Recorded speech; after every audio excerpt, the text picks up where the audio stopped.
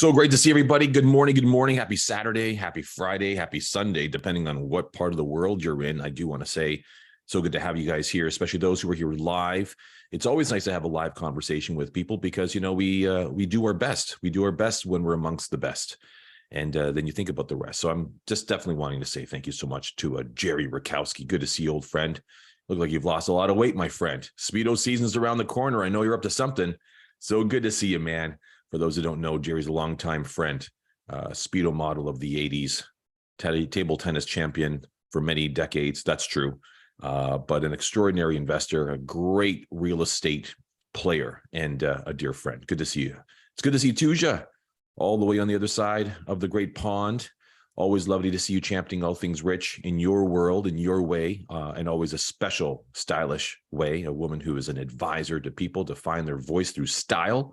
And I love all that she does and what she's been up to. So we got to catch up, Tuja. Good to see you, Mark Jean, Money Machine. Buenos dias.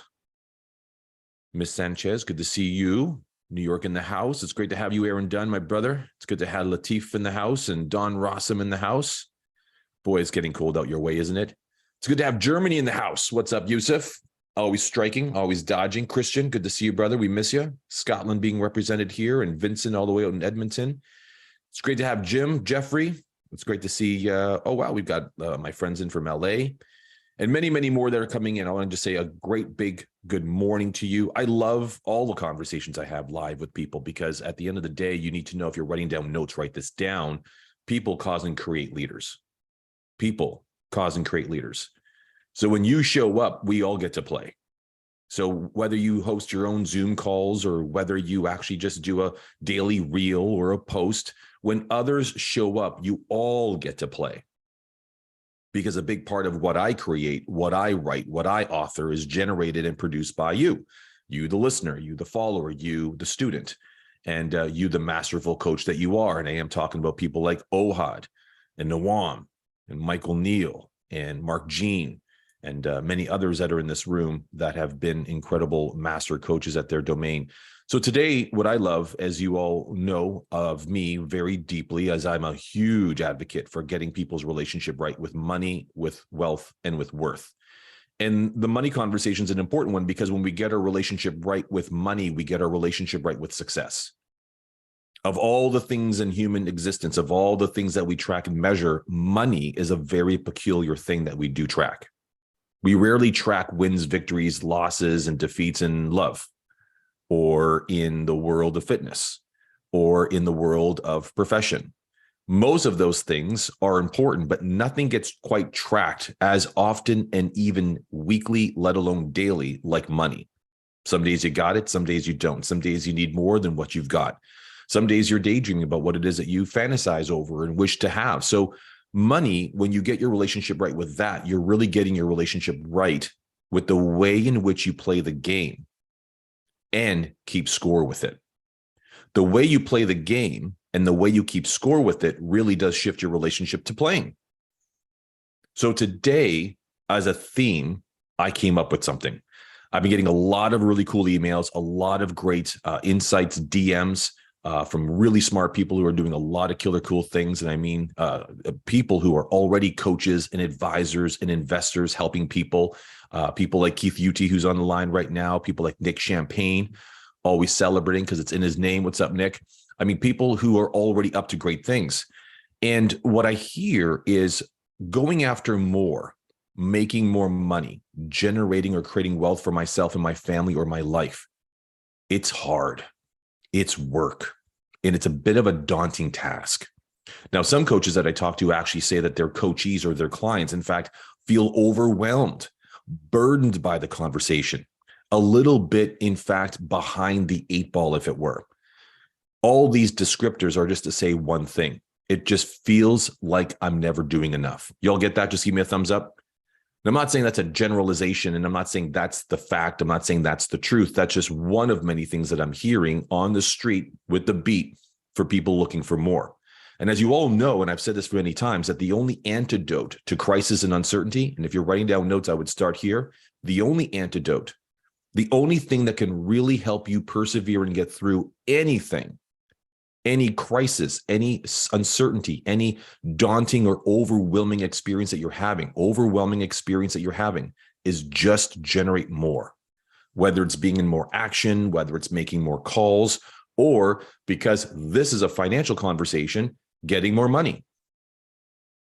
The question, though, becomes, how do I do that in a way that I stay in the game? Because a big reason why people don't get more is because they don't do enough. They don't do more themselves. And what is lost, and here comes the theme of the day, is we lose the joy in playing the game of more money. It kind of becomes a thing we got to do. It becomes work. Oh, man. One of those things we're not missing today on a Saturday. And for some of you, especially entrepreneurs, it's work every day, right? Give me a thumbs up if it's work every day, because you're shaking and baking it. You get what I'm saying? Like, it's always work. It's always a grind. It's always something to lift, push, and/or to get passed through. So the joy of wealth is really all about three things: being able to create it, being able to cause it, so to have it. So creating wealth, causing wealth, so to have wealth is the conversation. So to restore our relationship to the experience that, I don't know about you, but I would love to have more joy in pursuing more. Now, again, just to recontextualize, the reason why more is important is it's the ultimate antidote to crisis, uncertainty, unknowing. So if you're uncertain about what we're going to do, if you're going on a vacation, let's say, you're not sure that you have enough money to spend in order to have in case this happens or in case you come across this thing, what do? You just bring more. You just bring more. So having more is the ultimate antidote to abolishing uncertainty. So when it comes to that, though, we have to take a look at two very important forces that actually govern our relationship to more. So let me slow down before I speed back up. Oftentimes, as I've coached investors or advisors, I've coached financial advisors for over 2 decades. I've worked with thousands of them. I've raised billions of dollars. I've been able to sit across a table with investors, and I've been able to be in front of rooms of advisors. And I, to this day, in fact, am in that game of actually, in fact, doing both, being both investor and advisor. And one of the things that we need to do is first distinguish what's already there. In order to look for more, let's see what we have. Very few people just start with what I've got. So if you're a coach, if you're an advisor, or you're an investor or an entrepreneur, everyone's got to start with, what have you got? You know this because a lot of you are professional investors yourselves, or professional consultants or advisors, like Tuja, a stylist consultant. In order to talk about what you should look like and what you should appear as, let's look at what you already have, right? Let's see what we can already use that already is in your closet. Some others in this room are actually real estate investors, or they raise money from people. And before you do that and you sit down with a prospective investor or joint venture partner, you should first ask, what have you already got? Because maybe they might be too overly exposed in real estate. They don't need yet another deal. Or maybe they've got too much debt, so maybe they can't handle another mortgage or more leverage. Y'all getting this? In other words, in order to talk about going somewhere, you have to first start with where someone is. And in this conversation, the first force is understanding and distinguishing for people, even if it's you, what does it mean to have enough? Now, having enough means keeping a roof over your head, your belly content. Remember, content, not full, content, and having enough to do the things you must, to meet your obligations, your commitments, and to live a standard of life that you're happy with. You can simply get by with. It's just enough. So getting clear as to what enough means is important, because that's a goalpost that should never move. Now, some people might be saying, well, Rich, that sounds like understanding what my monthly needs are. Correct. That sounds like I need to really understand what it means to have a budget. Well, you kind of went a bit past me. A budget is actually an expression of disciplined actions inside of your spending. A budget is a way to create a construct so that it creates guardrails for what you should spend and what you should save. You're budgeting. You want to lose something, you got to start finding out what it is that you're spending. You want to lose weight, track calories. You want to make money, start with where are we spending it? Save money. So this is not about a budget. This is about getting clear as to what does it mean to have enough. So for all of you, you should know what your number is. What your number is as in what you need.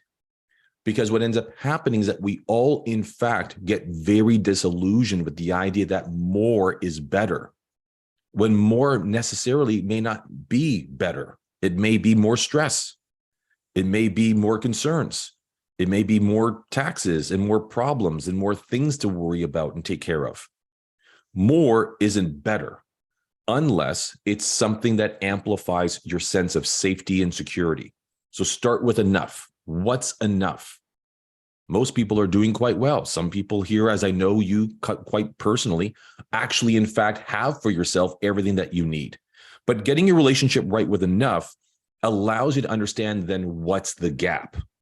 As we all know in the coaching game, coaching is all about taking someone from point A to point B and mining the gap. The gap is important. Coaching only exists if there's a gap.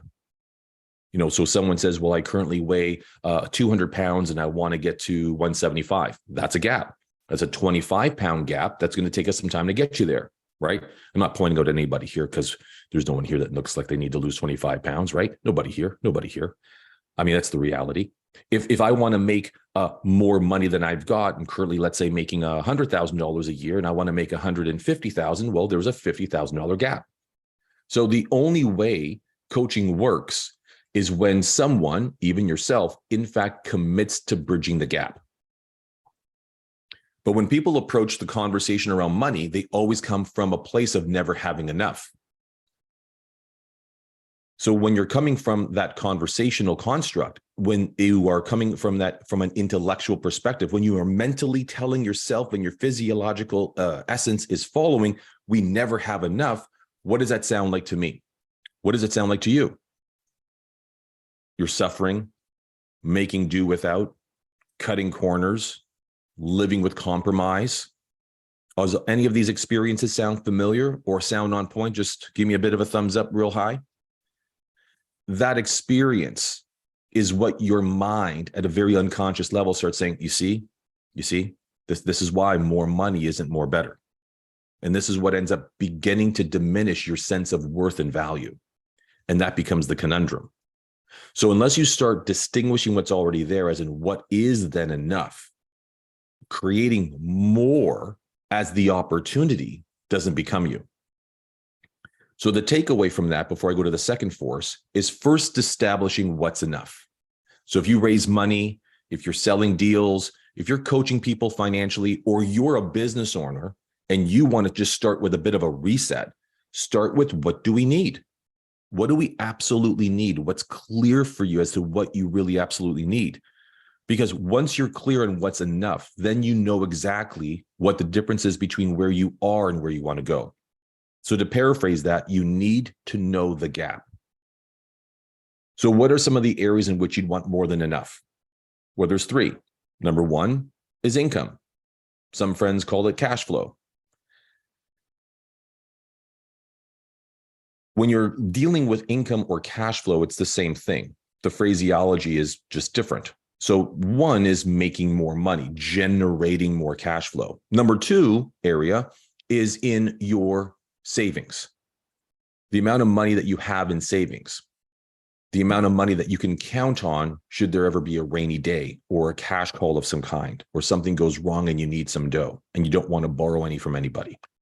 That's important. That buffer allows you to, in fact, make do without income 1 month or two.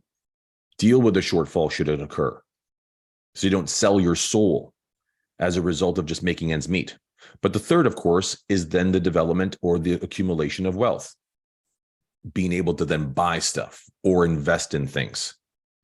So in those three areas, that is where the money game can be played. Now, I know I've said wealth is a different distinction, but it actually aligns. Wealth is the shiny things. A bigger home, a nicer car, jewelry, stuff.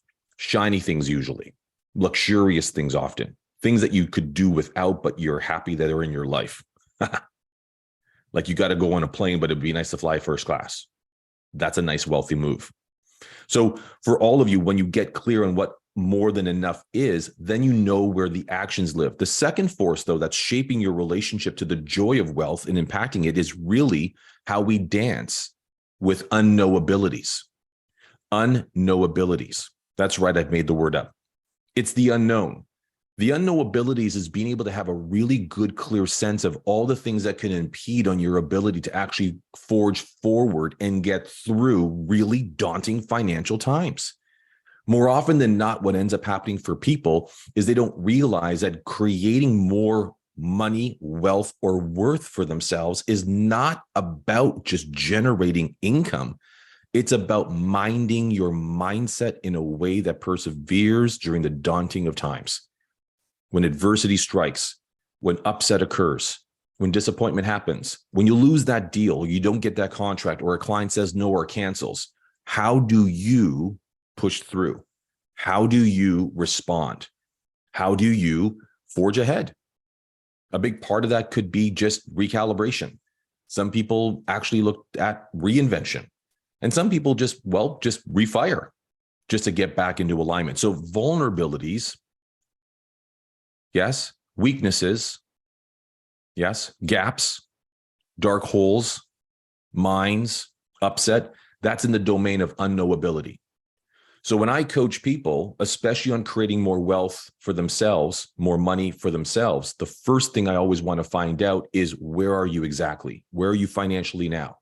The second is, what are all the things that are threatening you financially? That's the world of unknowability. Because more often than not, and we all know this, is I'm looking around here and there's a lot of seasoned coaches in here. You got Chris in here, and Carolina, and Michael, and Mila, you're one, and Ohad, and Keith, Gumnani, and Naran, Tuja, Mark. Everyone, a lot of people in here are coaches. You all get that? So you all know that a big part of what we do as coaches, if that's occurring in your world as a mentor or an advisor or trainer, is getting clients to speak up, to start speaking the unspoken.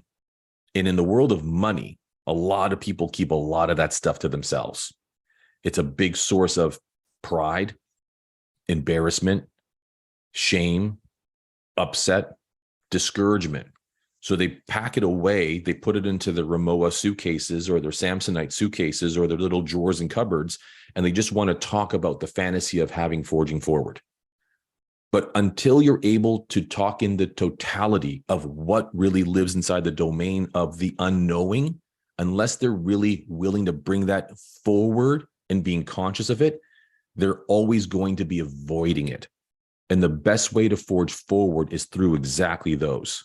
In other words, the source to more financial greatness is dealing with those unknowabilities, because our financial behaviors is such that we avoid them rather than abolish them, annihilate them, eliminate them. So I'll give you a small example. I have a client, he's a athlete, makes lots of money, but he's got creditors after him. And you know what he does all the time? Changes his phone number. I must have the 8th new number for him right now. He goes, well, if they can't find me, they can't have me. Thinking, well, dude, that must be a real annoyance. How much do you owe? What seems to be the problem? He goes, oh, I got this credit card that went like this. And it's not like he doesn't have the money. He doesn't want to deal with it. Because in his world, what I've learned, I said, well, let me ask you something. What if the world found out that you were avoiding creditors? What don't you want the world saying about you? You know what he said? That he's broke. I don't want people thinking I'm broke, because I think that'll impact my appearance. My ego will be bruised. He doesn't want the public perception to be that he ain't got money. I said, no, you're just not responsible for the debts you have. So rather than running, why don't we start facing? Let's make a list of who you owe, what we need to do, get you on payment plans, and stop running from that. Fast forward 6 weeks, he called me and said, look, dude, I cannot even tell you how great it is to look at my phone with a lot more ease than ever before. And I said, why?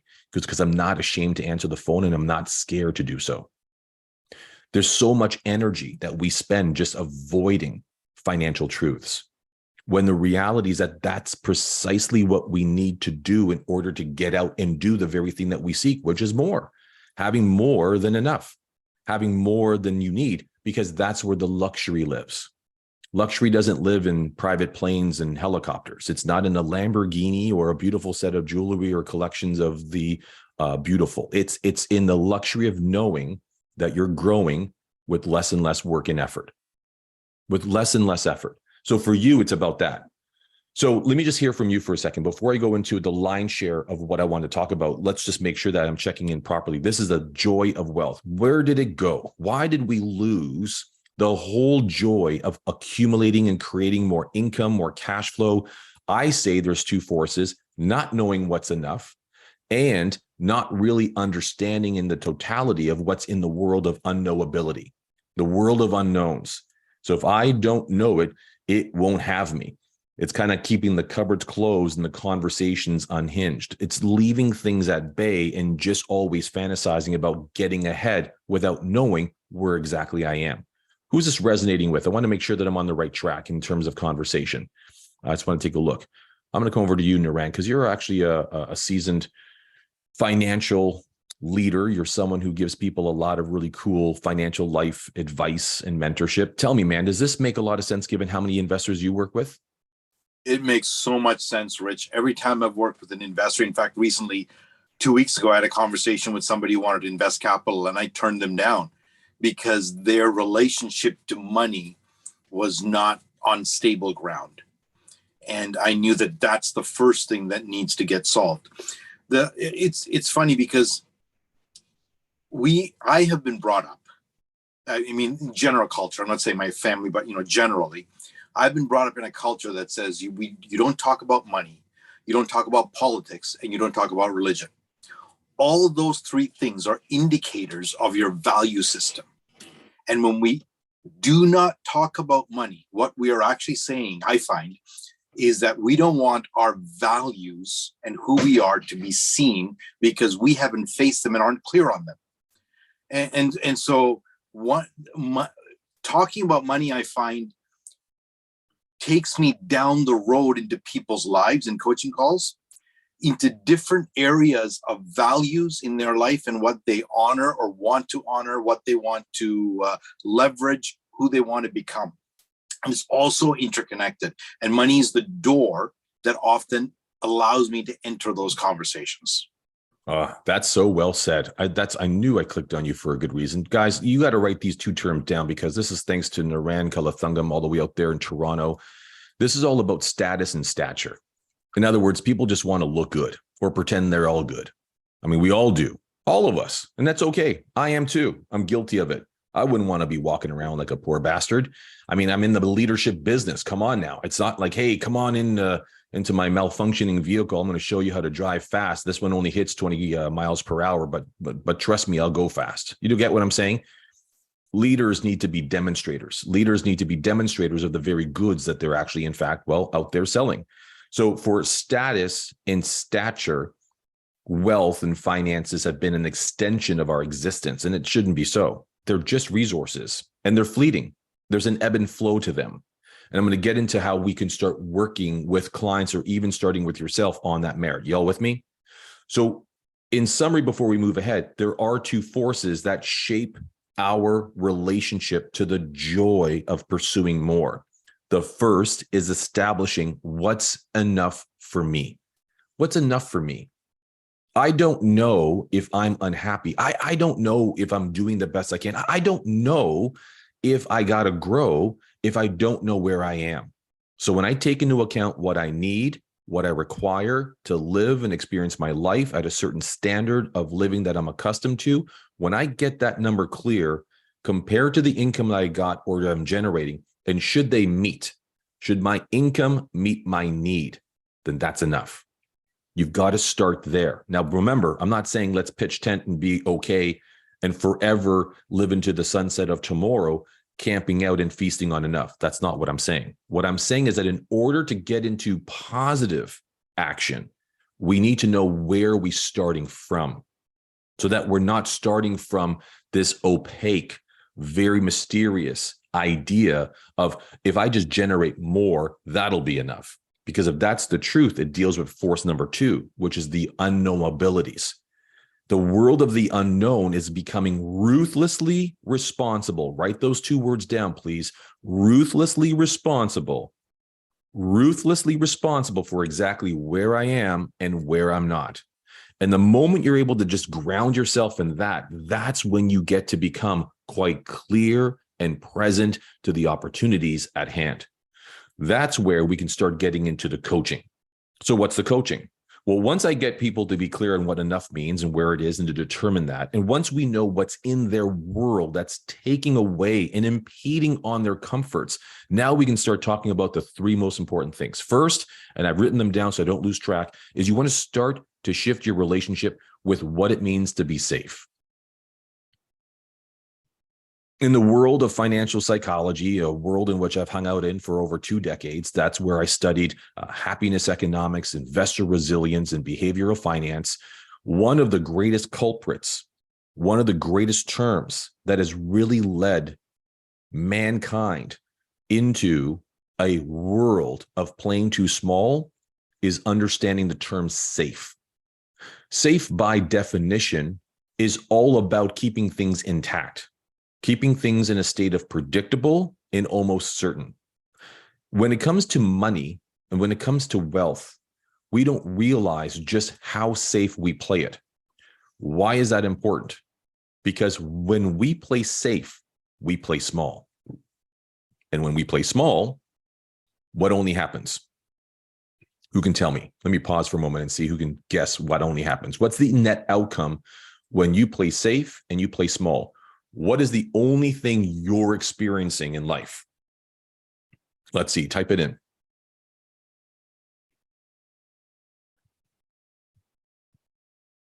So Keith says fear.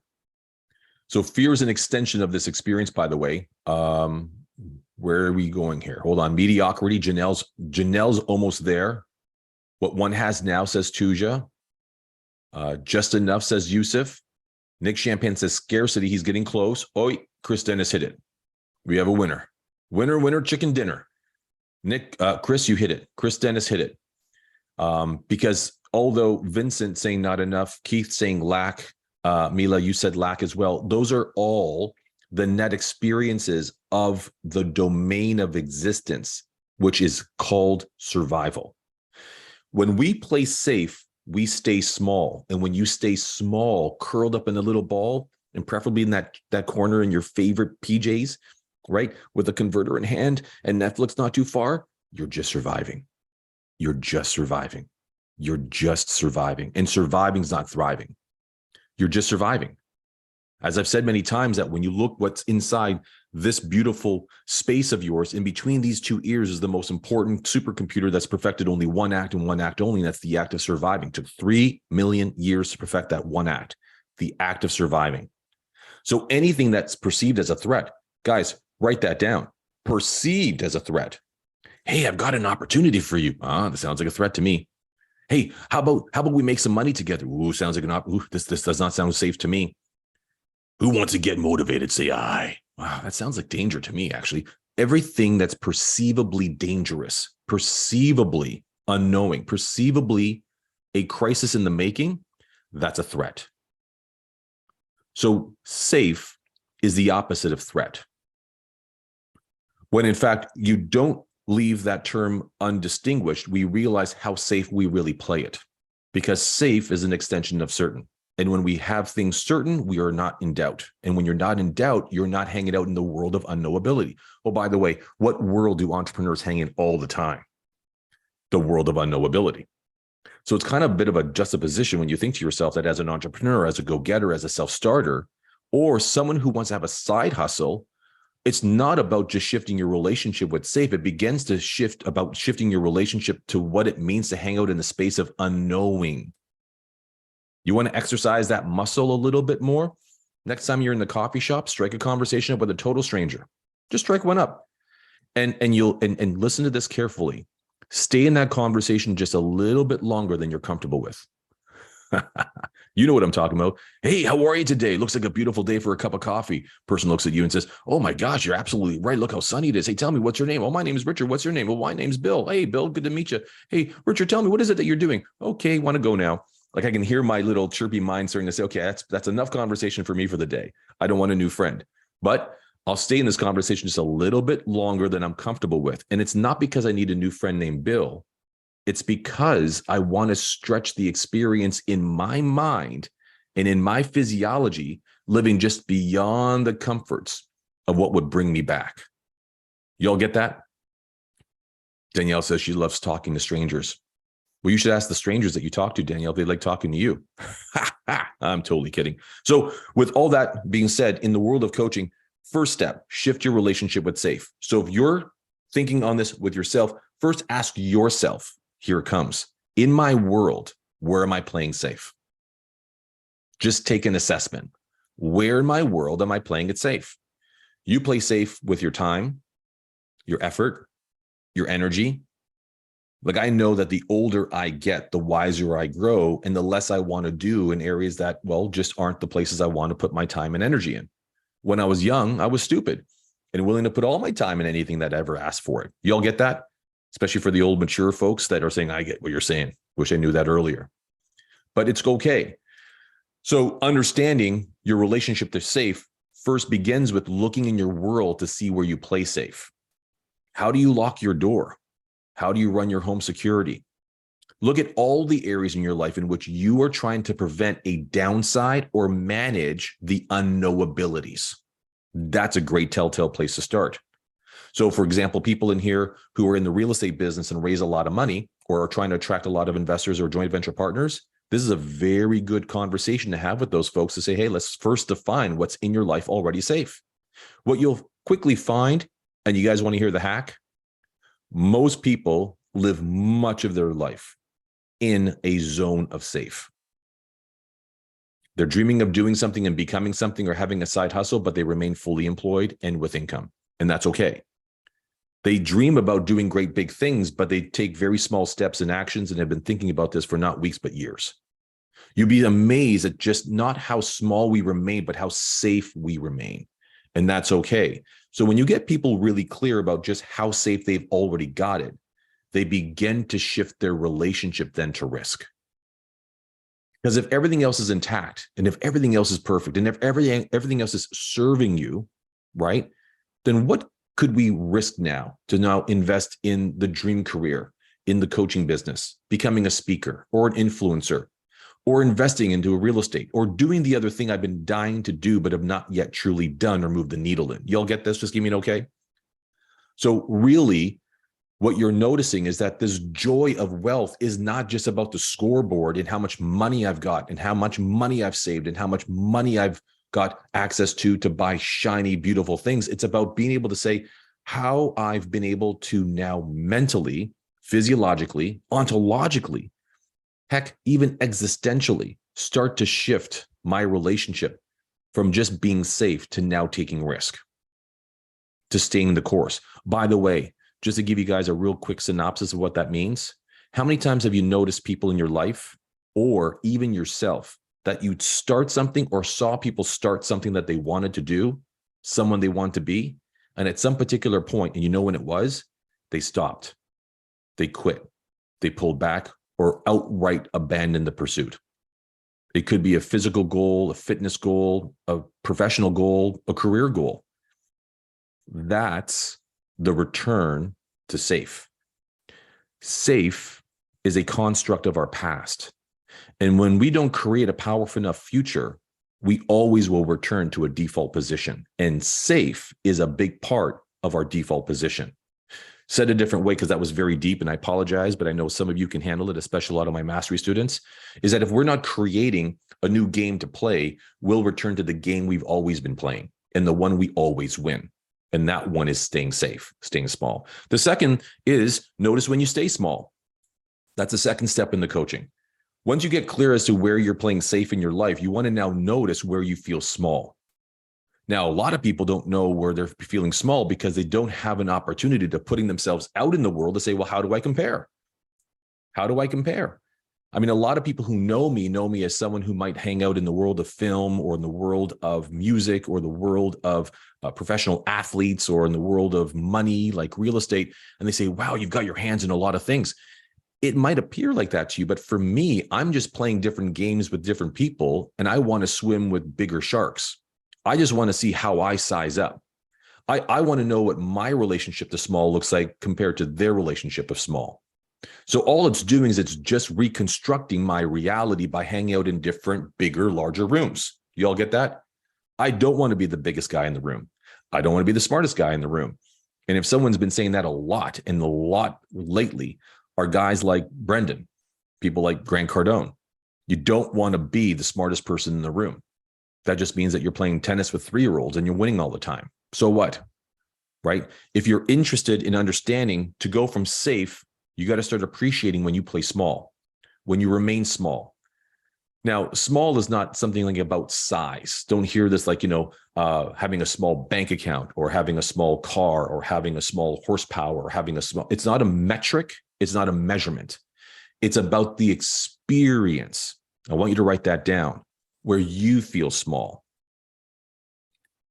One of the greatest telltale places that you play small in, you want to hear a really cool hack, save you 22 years on figuring this one out, is voice. Is in voice. Mila, like you're doing a great job now with what you're doing on your social media. You found your voice and you're starting to slowly turn it up. True? True? You're starting to turn it up. You're starting to turn it up. And the more comfort we have with it, the safer we feel with the stretch, the more we'll do that. The volume of voice and the veracity that comes with it is only going to be found in your comfort as it shifts to what it means to remain small. The ultimate small is what? Say nothing. Right? The opposite of small is to speak often. So it's not just a money conversation, it's a existential one. Your relationship to when you experience small then allows you to understand the third point of coaching, which is then to understand your relationship to suffering. You see, when we stay small, we suffer. All of you are built to be great. Zig Ziglar, one of my dear friends, when I first started in the leadership development journey way back in the late 80s, man, Zig Ziglar would say to me, "Hey, Richie, what's your name?" I said, "I'm Richard Dolan." He goes, "Well, I'm Zig Ziglar. People like to call me Zig. You can call me Mr. Ziglar." I would say, "Okay, Mr. Ziglar," because I'm just kidding with you, kiddo. He was an amazing man, preacher, by design. But that guy would tell me that we were born to be great, but we were conditioned to lose. We were born to be great, but we were conditioned to lose. And in the world of money, that couldn't be any damn clearer, right? We're taught and trained to be diligent and disciplined by going to school at one part of the day and end at another part of the day. When we all know, according to neuroscientists, the best time for children to have developed their brains is between the hours of 11 and 3, and then again from 6 to 9. But we're not conditioning winners, we're conditioning obedient folk to make sure that once they graduate and they get careers, they show up on time and they go to work and they're in the factories when the bell rings and etc. Obedience. So this has been shook up a lot in the past 2 decades, where the pandemic, of course, exacerbated that. But suffering is an experience that is only independent and on your own. Nobody knows you're suffering than you. No one will know that you're suffering but you. I've met a lot of people that were clearly winning some game in life, but were clearly suffering in some way that we didn't know. Robin Williams, to name just one that comes to mind. An absolute monster of comedy, but yet suffering in some way. Suffering is a very personal and very individual and very private thing. And the only way for us to crack that conversation open is for people to create access to the conversation, saying, "Hey, I don't want to impose. I'm your coach, I'm your advisor, I'm your trainer, I'm your mentor," however you identify with people in your world and your following. But I don't want to ask you if you're suffering. But can we start talking about where you feel small, out of action? Can we start talking about what your relationship to safe is? And those two constructs will start to formulate for you where they might be suffering. Because said another way, and I invite you to write this down, is suffering is the net experience of living a life too small, too long. Suffering is where compromise lives. Suffering is where we notice that we have a very small sense of self-worth and self-value. And therefore, we don't put ourselves first. We don't make ourselves a priority. We start not making those goals up every single day, but we start writing them once a quarter, and then we relegate to once a year. And we say we're active and in the conversation. When no one needs to be in the conversation, they need to be in action. Now, why does this all matter? When you get clear about what safe means, where we're playing or being or remaining small, and when we experience suffering, when we actually crack that open, it gives rise to the one term I want to leave with you today, and I'm gifting it to you for being here right now. And that increases your optionalities. Your optionality, or more simply said, your options. I like optionality a bit more because optionality is options in momentum, options in movement, options as in fluid. Like my world, I'm always looking at new options. You see, optionality is the creation of new options that create and make way for new possibilities. I'm constantly looking for new opportunities, but through the options. The difference between opportunity and options is just distinction. An opportunity means it's something that can actually have me gain something I don't have currently. Options allows me to go either this way or that. Said a different way, if you think of a destination you've got to get to today, there's likely one or two different routes you can take. You have two options. You all get what I'm saying? The opportunity is where you're going. The opportunity really is to choose which one you wish most, the fast route or the scenic route, right? The toll-free route or the most trafficked route. And you'll pick whatever route makes you happiest. Optionality is what people are seeking most of all in their financial game. They want to have more options available to them to be who they are, stretch to who they can be, as comfortable as that might sound or uncomfortable as that might become, so that they can increase optionality. Optionality in how they make money, optionality in how they can be attracted to new possibility, and optionality as in the ability to, in fact, see more opportunity for them that they never saw before. But the only way new opportunities will appear is only because one thing happened and one thing only one. And I'm going to open the lines here so we can have a conversation. There's only one. So I'm going to kind of in real time coach you to see what's the one big shift, the one big aha, the big breakthrough that has to happen for you, yourself, or your clients, your coachees, for them to really be at the source of optionality, what it needs to be. What do you think is the big breakthrough? What's the big aha? Who wants to converse with me?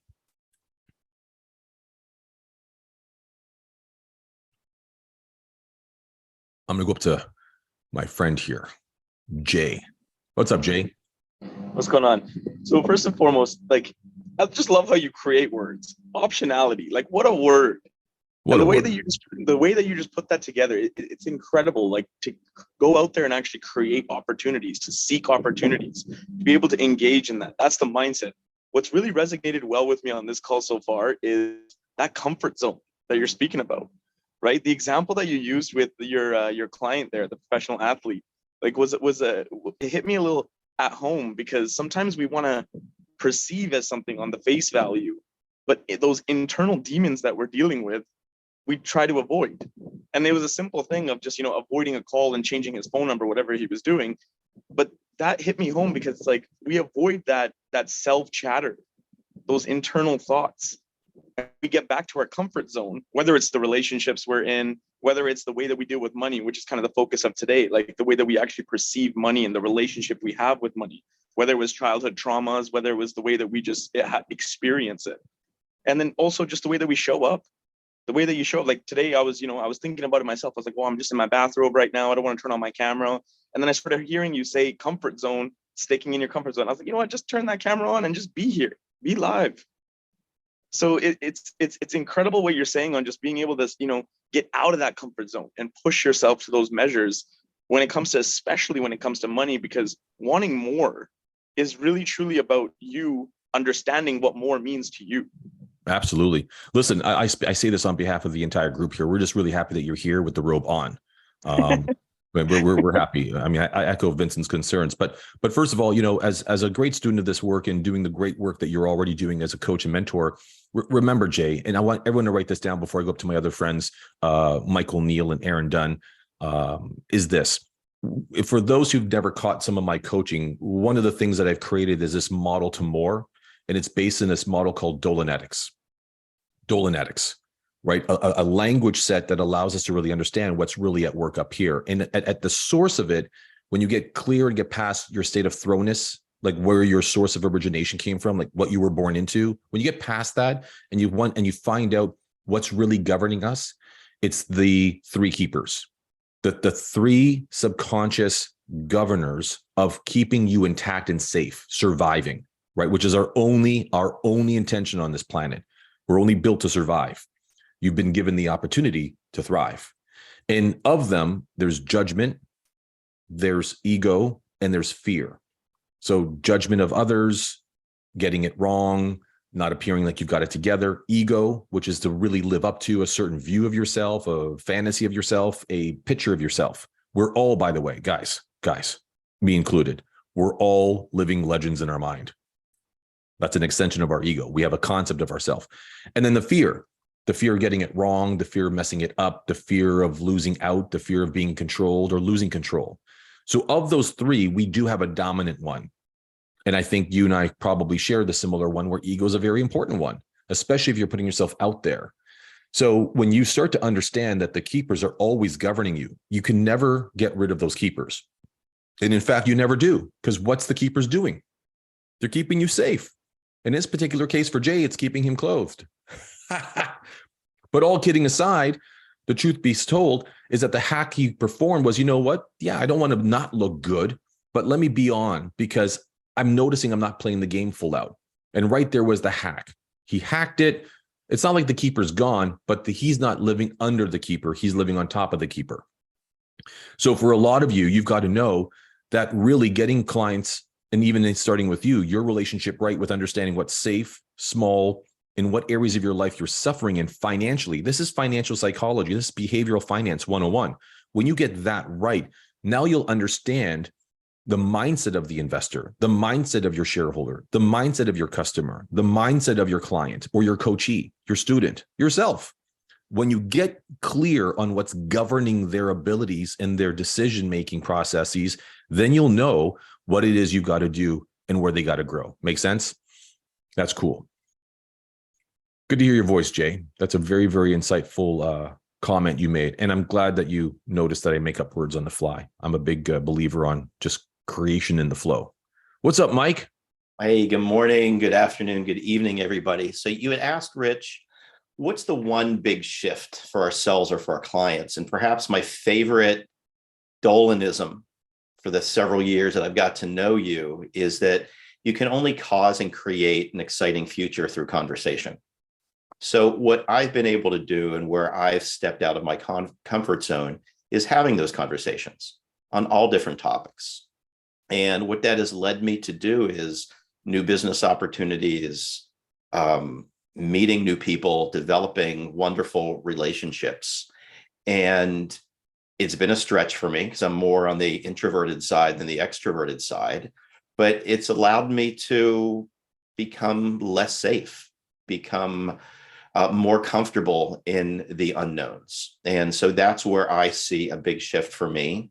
And what I've also been challenging my clients and my own coachees to experience. Well, you know, let me give you a compliment, actually. And for those who don't know, among many things, Michael Neal is a business advisor. He advises businesses and taking them from one level to the next. And one of his very strong superpowers is he understands LinkedIn very well. I mean, he's definitely a pro in that space. And I had recently reached out to Michael knowing this and saying, hey, I want to engage you for a client of mine. I don't know LinkedIn very well, and I don't have anyone on my team that knows it as well as you do. Would you do some work for my company on behalf of this client? And admittingly, and I might be doing this at his expense, he sent me a proposal and it was very intimidating. Now, for me, it was just overwhelming. I think my team is on the call, so they know me very well. If you send me an email and it's more than a paragraph, I'm not reading it. So he sent me one that's probably 50 paragraphs that really explain and break down his costs. And it just left me with saying what, folks? Yes or no? Well, an email unread is a no, because it's like, I don't even understand. It's like, Mike, you lost me at like good day. But all kidding aside, I was committed to working with him. And I told him this. I said, listen, this is the experience I'm having with your email. Let's just talk this through. And I know that was uncomfortable for him. I know it was uncomfortable for you. But today we hired him. Like, we've got him on, we've got him engaged. He's done tremendously well for us and our client. Our client is incredibly happy with us because of what Michael brought to the table. But that was only possible through conversation. And I want you to write this down because this is a gift now coming from Michael. Everything is resolvable through conversation. Everything. In conversation and conversation alone is where that magic lives. Everything can be resolved. Everything can be created. Everything can be reinvented. It all happens in conversation.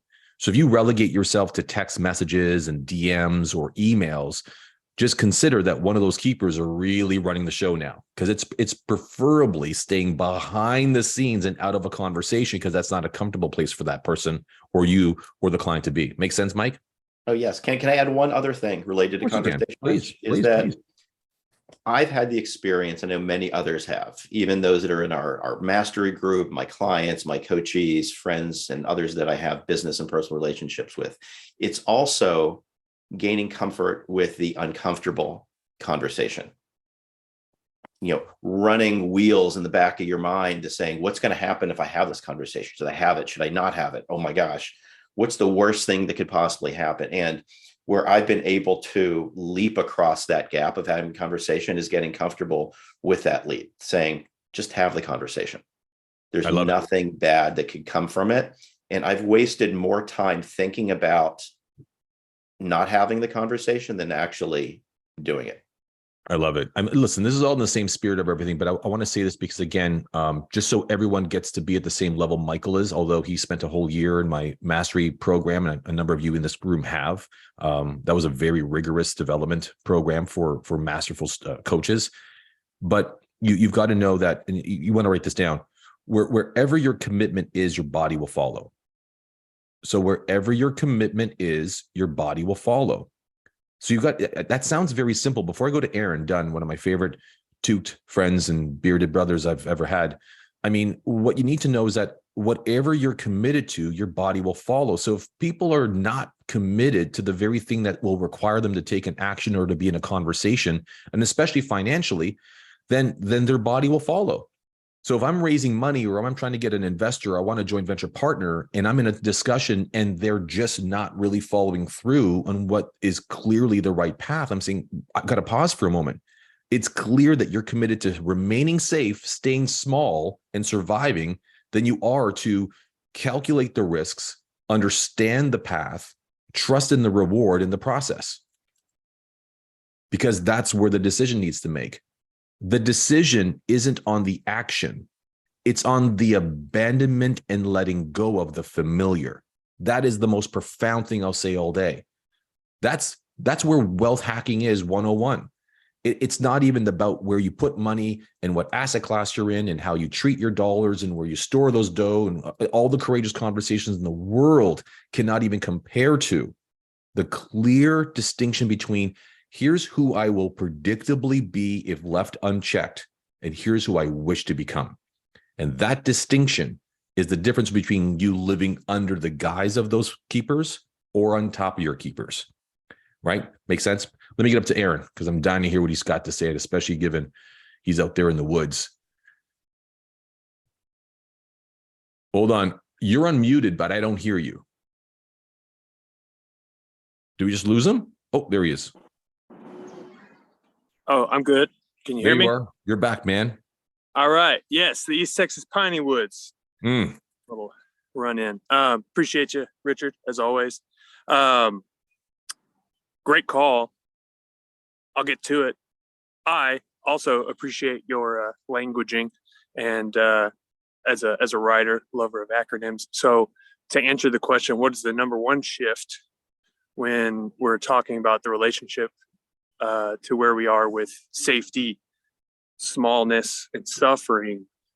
My intuition would be the getting out of the self and who I am and into service to others. Once I make a shift to, I've got to do this because of my client, I've got to do this because of my commitment to a particular purpose, to my word, to my spouse, to what I said I was going to do for, my own energy and body, to whatever my work is. Once I live into that existence that is in service to something greater than myself, that's when I think I would experience the shift that is appropriate to living into more. You know, why first of all, I always love hearing your voice, and I'm grateful, and I've got much gratitude for guys like you and folks like Jay and others who can appreciate what it takes to generate and recreate the learned materials that I've actually endured, the materials that I've gone through. And we've all gone through lots of programs. You all get that? But some of us just, recycle it, and some of us recreate it. And I actually recreate it by living it. So I'll learn something, apply to my life, crash and burn, and live to tell another day, and then I'll communicate it to the world. And I'm grateful for that opportunity, but all of you do that in your own way. But to your point, Aaron, and this becomes very cool, I want you all to write this down: service to others. Some people might call that a philanthropic effort. Some people might call that a real focus on life worth, like the value you give to and get from life. That's life worth. And the older we get, the more life worth we want. But I want to just get present to something. Last night, I met a very dear friend of mine. He's one of the 3 managers for a very famous F1 race car driver named Lewis Hamilton. Yes, I'm dropping a name, but Daniel's one of those guys. So he's in my city. We have a beautiful dinner and we chat just about the season ahead. And we both all of a sudden just started dropping names between each other to kind of rediscover our shared circles. And he brought up a name of a person I knew that used to work for President Clinton. Now, I worked for President Clinton at a time that he launched this thing called the Clinton Global Initiative, which was a very, very big philanthropic effort. Very huge blessing to be a part of that. But there was a guy that was a real monster in that room that really made it a reality. I said, hey, whatever happened to him? He goes, oh, man, you want to hear a funny story? He was going to Syria. He was on a train and noticed all these refugees struggling to leave the country. It moved him to tears that at the next train stop on his way to the city he was really destined to go, he left all his belongings on the train and never came home. For the past 7 years, he's been helping Syrian refugees resettle. And now he's in the Ukraine helping them too. Now, why I share that with you is because he felt really compelled and called to serve. You all get that? You should write that down, especially if you're a coach. Sometimes we're compelled or called to serve. There's something in you. There's something spiritually, energetically, the universe is talking to you. It could be just coincidence. It could be serendipity. Or as my dear friend Deepak Chopra would say, it's just synchronistic of the universe that's now opening the door for you to serve. It could be all those things. Now, why I'm saying that, and especially in the closing moments, is I really believe that one of the most powerful ways you can serve the world is by first serving yourself. Become the best damn version of yourself so that you can inspire others to become the best versions of themselves. Now, that said, that's why I'm a coach. I'm not a coach full-time. I'm a coach part-time. And I take being a coach into my life as a dad.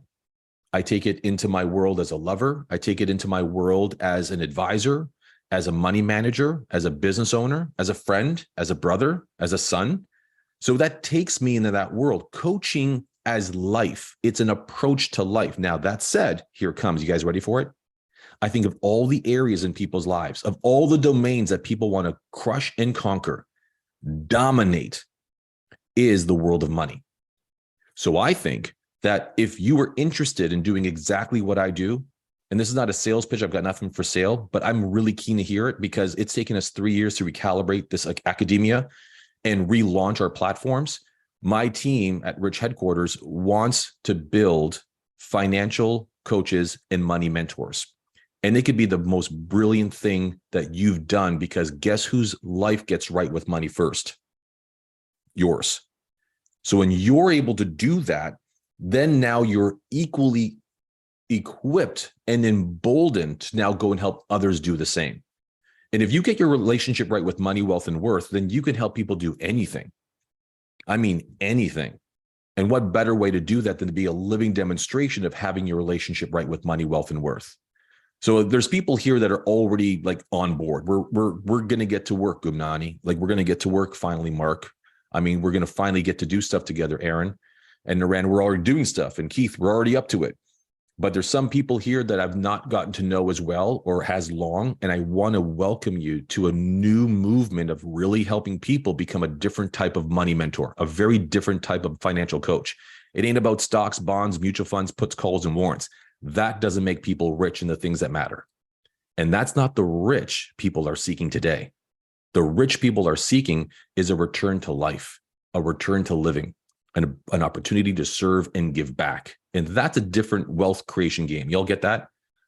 So once we get people clear on what's enough, get them away from playing small, remaining small, and get them out of a state of suffering, I think we're going to correct a lot of things that can correct much of the dismay that's in the world.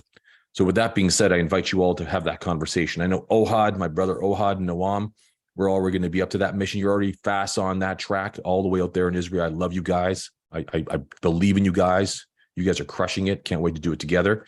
But for all of you, if you really do enjoy the conversations that are based in science, enriched by research, and is backed by data. This is not my opinion. These aren't my values or my views. These are all constructs of what's gone on in behavioral finance, happiness economics, investor resilience, studies that have taken decades to get to.